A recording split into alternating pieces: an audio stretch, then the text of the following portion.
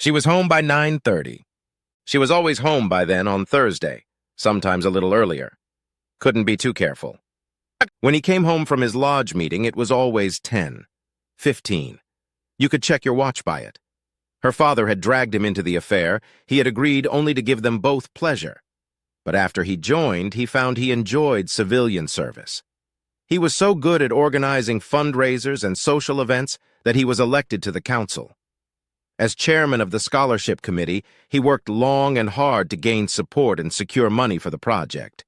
Through his efforts, they were able to give 2 college scholarships a year to top young people.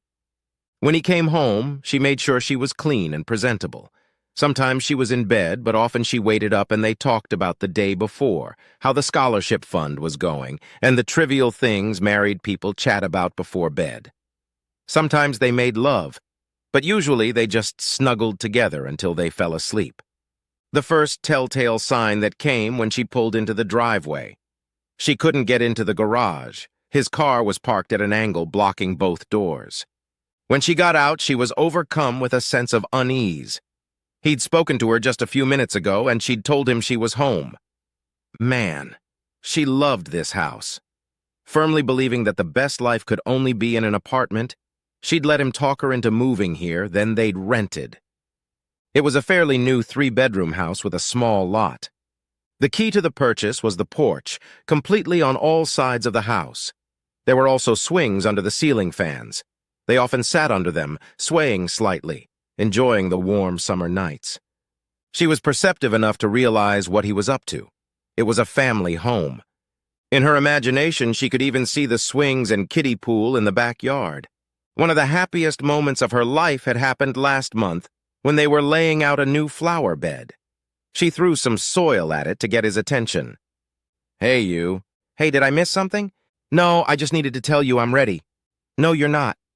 We haven't added fertilizer or lime yet. We have to mix it in before we plant. Not quite ready. Ready to have a baby." Good thing the flower beds are soft, she thought as he dove on top of her and pinned her down. After that, the lovemaking was slow, gentle, and more like a shower exchange instead of just sex. She had never felt so loved. The most amazing thing was his tears. He was always so calm, so in control. She stepped out onto the porch and headed for the front door, trying to be as quiet as possible. "Hello, Les." She jumped in. He was sitting on the swing. The porch light wasn't on, so she didn't see him. "Jesus, Kenny, you scared me. Let's go inside." "No, come sit with me for a while. Let's get a little breeze." He patted the swing next to him. "Where have you been? You said you were here, but you weren't here when I got home." She swayed awkwardly on the swing. "Oh, I didn't want to sleep. I remembered I was almost out of gas and didn't want to try to fill it up in the morning, so I drove to the gas station on the corner. There was only a quarter tank in the car. She hoped he hadn't checked. He reached out and took her hand. "Really? I could have sworn you just got back from the High Deary Motel on 5th. Room 69, isn't that funny? That's the room number, isn't it? Jerry's superstitious about these things. Isn't this where you usually meet on Thursday nights from 6:30 to 9 o'clock? She aghast and tried to pull her hand away, but he squeezed it tightly and wouldn't let go. "Relax, Les. I'm not going to hurt you, but I want you to promise to listen without interruption. I promise that it will be your turn to speak, and I'll listen when I'm done. You'll do that for me, okay?" She hunched over, curled up in a ball, sniffling loudly under her nose. He continued speaking in a quiet, silent voice. "When I first heard about you, I refused to believe it. One of your friends saw you, and no, I don't know which one. She emailed me from an anonymous account. I ignored it at first, but the seed was planted and it began to sprout, taking over my brain until I finally had to make up my mind to disprove it. I decided to check it out. A friend of mine was spying on you. Do you have any idea how disgusting it is to ask someone to do that? Especially when he's a friend to both of us." That favor may have ended my friendship with him. It was horrible to watch him struggle with his emotions as he gave me a brief report. He even pictures you and your lover going in and out of the motel room, including greeting and goodbye kisses. We were just lucky he didn't know who the man was. He tends to avoid me now. I think the pain he saw on my face that day is what he sees now every time he looks at me." Quiet sobs were heard. She tried to speak, but he gently put his fingers to her lips. "Hush, you promised to listen first." He pressed his fingers against hers until he felt her nod lightly. "Good. I'll try not to procrastinate too much." The porch light wasn't on. The only source of light was the light coming through the curtains from the living room. Though he continued to speak in a calm, even tone, his face was contorted with pain and longing. But in the darkness, she couldn't see it. When he showed me the pictures, I swear the sound of heartbreak almost deafened me. It literally rang in my ears. But when I thought about it, I felt like I needed to know why. Why could you two do this to us? For the first time, his composure was broken, and shuddering sobs burst out of him. He breathed deeply for a moment, fighting for control. "Your own sister, Leslie, how could you? When your mom died, she helped and practically raised you. You should know that at 15, the last thing she wanted was the responsibility of a 9-year-old, but she dragged you along, missed dates, dances, school events so she could take care of you. Your father told me that one year with money so tight that she refused to give you presents at Christmas so you could find your presents under the tree. She loved you like a daughter, not a sister. You know she would find out about you sooner or later. Although she deserves the truth, I will never tell her. I love her too much to hurt her like that. Maybe she'll forgive Jerry. She's the best woman I know. But to forgive you, Les, I don't know if her heart is that great." Tears rolled down her cheeks, gaining speed and volume as she first realized the consequences of her actions. She remembered the thrill, the smugness of knowing a secret, of being able to get away with something. It seemed so childish to her now. Her mind was already searching for ways out of this situation, desperately hoping she could make it all right. How could she have been so stupid? But deep down she knew that he loved her so much that he would forgive her anything. Anything, her explanation, that even if she got caught, he would never leave her. For the first time, doubt crept into her mind. "I should have known, Les. Why? It was consuming me. So I listened to you talk. Remember that nifty flashlight I bought for you? It was also a voice-activated voice recorder. It's amazing what you can find online these days. You know what struck me? There didn't seem to be any spark between you two. It was like we were here just to hook up and then go home to our families afterward. He even mentioned it once as a quick hitch, and you giggled and agreed. If it meant so little to both of you, why did you do it?" Oddly enough, it gave me hope. If it meant so little, maybe it would be over soon. If it did, I would take all my knowledge of your infidelity with me to my grave. I had a plan. I was going to change my habits to make it harder for you to have meetings. I thought that if it meant so little to you, it would be enough to drop a couple hints to scare you, and you two would just give up. I even took the tape recorder out of your purse. But then I did something stupid. I listened to it. You want to know why I cried when you said you were ready to have our baby? It was because of your dirty deed that was running its course."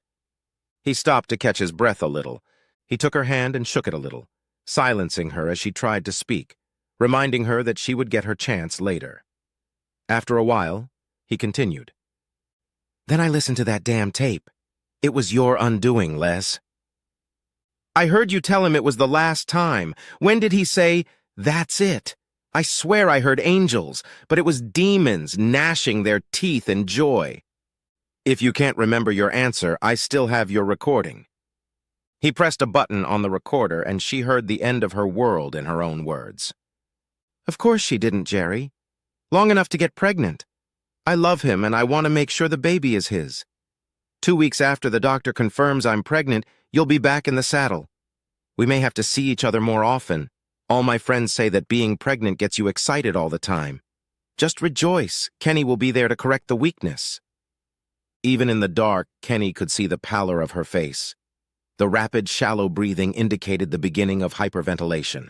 He waited until her breathing returned to normal. "You have no idea what came into my head, Les. Ugly things, things so evil and vile I'm ashamed they came into my head. I was going to destroy you, maybe kill Jerry. A slow, miserable, agonizing death." I finally calmed down and thought rationally. For the last 2 weeks, I've been thinking about what to do. It took me a while, but I came up with the perfect revenge. I bet you really want to know, don't you, Les? She was terrified. Well, honey, here it is. It was so easy, I don't know why it never occurred to me before. You're not going to be with me anymore. It's never going to be Kenny and Les again. From now on, it's just Kenny without Leslie. We're no longer one. We'll never have children. The 2 girls I wanted because I thought there should be more girls like you in the world. A little boy with your grace and my figure, he'll never be born. We will never go to Lamaze class with you together. I will never rub lotion on your tummy to minimize stretch marks. I will never hold your hand and cut the cord in the delivery room.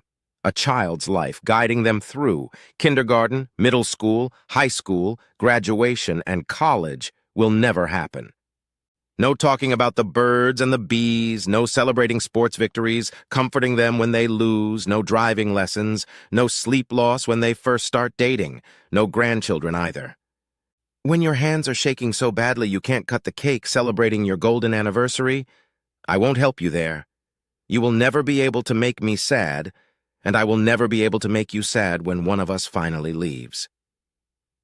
This house we both love so much, I canceled the offer to buy it. We'll never own it together. He will never remember us again. Finally, his tears flowed. You killed us, Les, with as much certainty as if you had put a gun to us and pulled the trigger. I've thought about it a lot. I'm tired of thinking, tired of crying, tired of feeling lost and alone. There must be a good woman out there looking for a guy whose only talent is to love her completely, knowing that his love and trust will never be betrayed. Not next week, not next month, but soon, Les. Soon I'll start looking for her. She has to be out there somewhere. He let go of her hand and stood up, absent-mindedly stroking his pants. I'm leaving now, Les. I've already taken what I wanted. It was very little. I didn't want anything to remind me of you. I didn't take a single picture of you or us together. I have enough mental images for the rest of my life. He walked to the end of the porch and turned around. I hope you find someone, Les. Remember this when you find one. I'm not leaving town or changing jobs, so we'll see each other from time to time. Please don't embarrass me by trying to talk. I'll leave. Quietly if you can, loud and rude if you have to. One more thing and then I'll go. You need to tell your family. You did all this and now you can clean it up any way you want, but don't make me the bad guy. Just tell me we failed and I'll tell you the same thing. Oh, I forgot. One more thing. Tell Jerry to stay away from me. If I'm in a bar or a restaurant or any public place and he sees me, he has to leave. I would never hurt you physically, but he doesn't deserve anything, and frankly, I don't know if I even want to control my anger. He was about to get into the car when the shock began to pass. Running up to him, she grabbed his arm. Wait, please wait, please wait. You told me I could talk when you were done. Please sit down. Let me explain, beg if I need to. I swear I'll never touch another man again. He gently removed her hand. Les, never, and I mean never, touch me again. I just did what I swore I would never do to you. I lied. I don't want to talk to you. I don't want to hear your explanations or excuses. I don't want to hear your promises. We're done, Les. You have no idea how sorry I am. He didn't say a word, just got in his car and drove away. She was sitting on the porch crying uncontrollably when he pulled away.